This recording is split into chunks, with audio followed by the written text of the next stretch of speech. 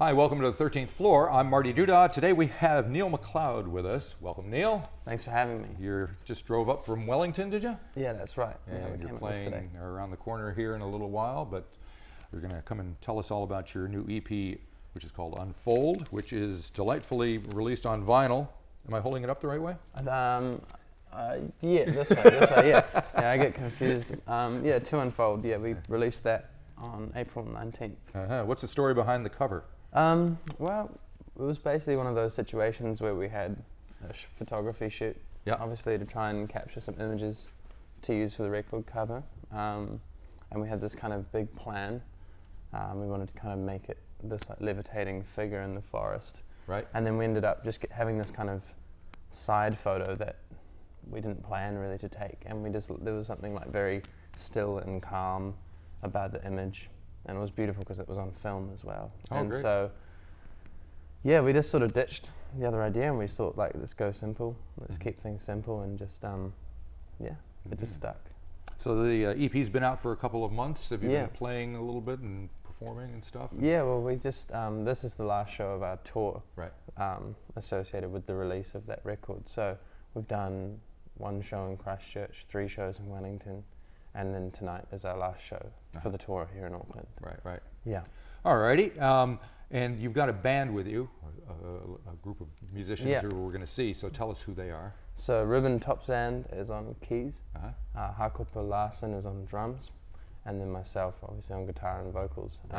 So it's just a 3-piece band, but you might have also seen the other people that were with us. So there's James on sound, Jack, my manager. We've also got a guy called Seb with us who does lighting as well. Yeah. Are you guys having a good time on the road? Yeah, it's been great. It's been real nice. Yeah, I don't think any of us have quite done it like this before. Right. So it's a really nice first opportunity. Okay, well, we're going to hear some tunes from you, and the first one is called Comfort. So can you tell me about that? So Comfort is, for me, a bit of a turning point, at least on the EP. The EP deals with themes of, I suppose, self-development. So in my case, it was a matter of having to become more open and more vulnerable about how I was feeling with those around me. It was I was being sort of held back by a lot of things simply because I wouldn't be honest with myself or others. So that's where the EP kind of starts off in that state, but it sort of follows through this process of growth to a really quite optimistic sort of light place, I suppose. So Comfort, in terms of the track listing, is really like a bit of a shift of tone. You have the first 2 tracks which are quite brooding and quite serious and quite dark, which is kind of what I've always done. And then Comfort is like this nice almost breath of fresh air with kind of optimistic lyrics and a really kind of building chord progression. So that's what it symbolizes for me. I think that's about all I can say. Let's give it a listen and we'll come back and talk some more. Yeah, cool.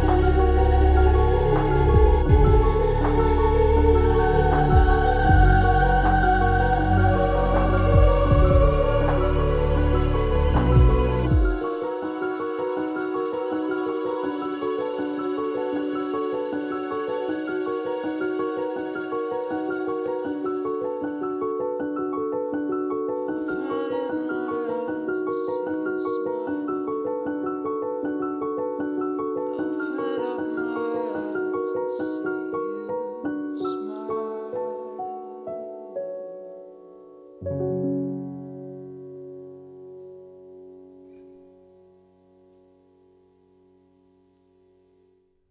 right, we're back here with Neil MacLeod. We just heard Comfort from the EP To Unfold, which is the first song on the second side. It's That's nice right. to be able to say that it's got two sides. Yeah, it's nice. And you wrote these songs with Devin Abrams. Yeah. And I guess, did you co-produce it with him as well? Or Um, what was the process of How making did it the go record? down? So I had worked on his last record for Pacific Heights Right. called A Lost Light, which I think you've probably heard. I have. So I was invited to work on that project when I think I was maybe 17 or 18 at the time.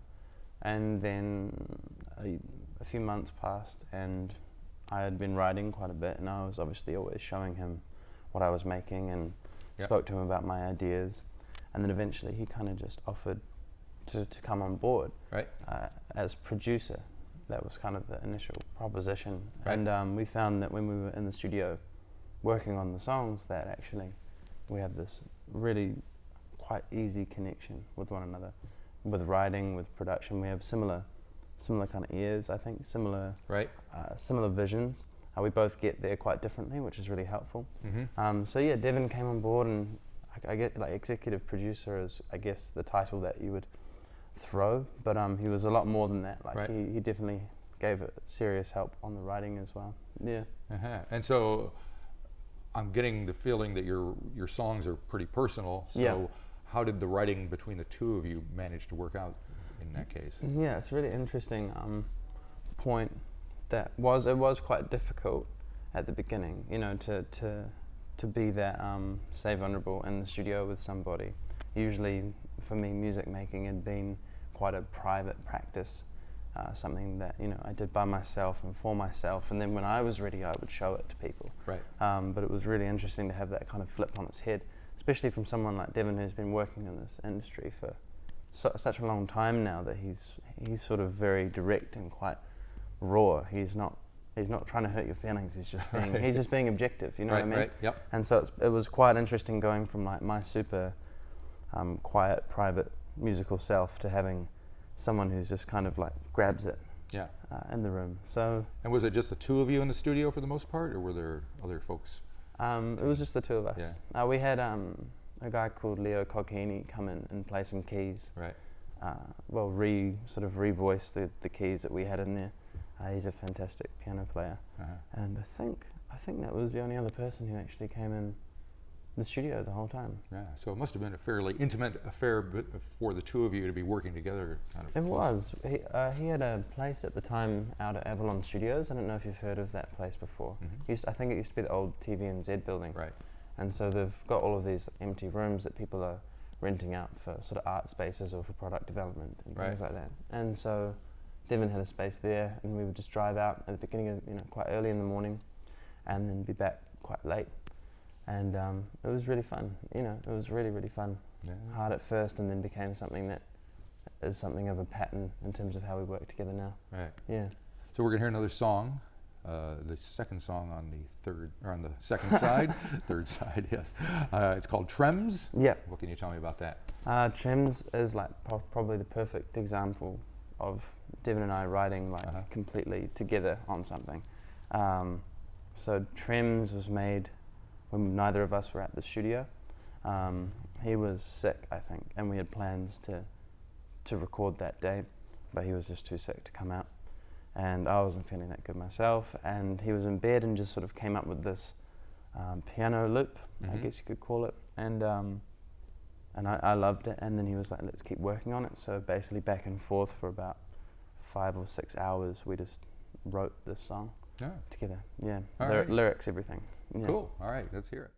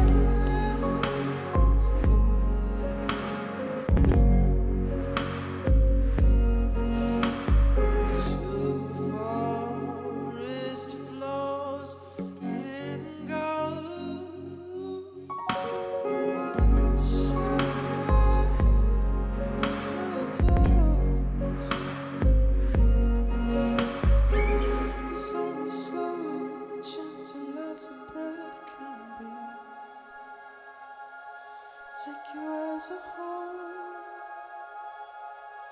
not just as a thought. Till it's done, seasons still change. Keep this a quiet place, far from noise. Till it's done, seasons change. Keep this a quiet place, far from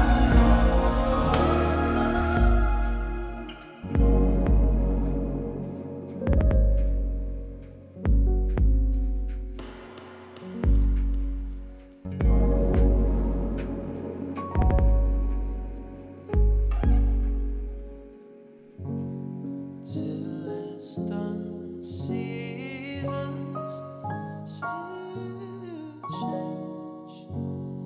Keep this a quiet place, far from noise. Till it's done, seasons still change. Keep this a quiet place, far from noise.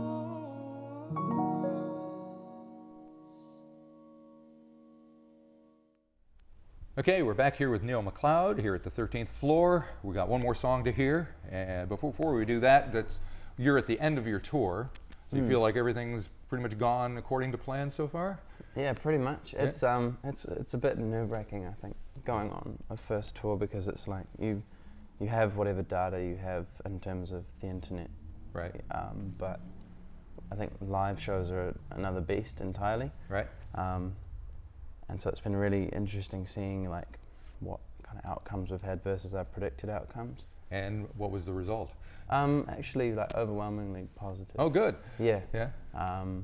Like Wellington was especially good, because I mean we had 3 nights booked at Bats Theatre. I don't know if you know it. It's this really I haven't been there. beautiful, intimate space. And we're in a room called the Heyday Dome, which I believe used to be a Freemasonry meetup that was eventually turned into a theatre. Right. So it's a really, really cool space, and seats about somewhere between 70 and 80 people. And we booked 3 nights there because it is a theatre and they have to do runs of a show. All right. Otherwise we probably would have just gone with like 1 or 2 shows. Yeah. So I was personally very nervous about the idea of having like 3 shows booked for this thing.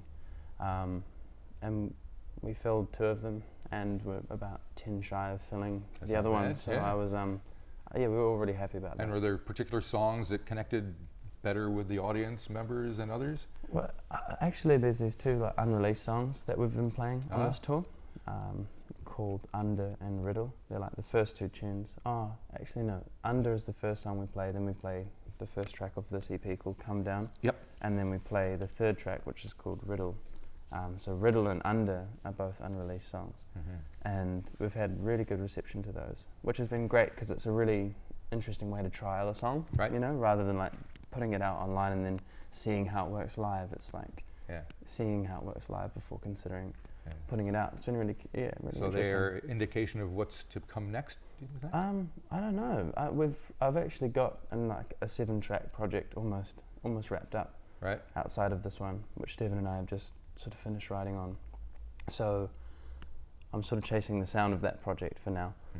It's not too dissimilar from these songs that we've been playing live, but it definitely takes like a step forward, I would say, in terms of production is really fresh, I think. Right. And I think it's some of the more mature songwriting that I've come up with as well. Cool. So Yeah. the 2 of you are going to continue working together? Yeah, definitely. Yeah. Cool. Very good. 100%. All right, we've got one more song that we're going to hear from you guys. It's called We. Yeah. Closes out the EP. Yeah. What's the story behind that?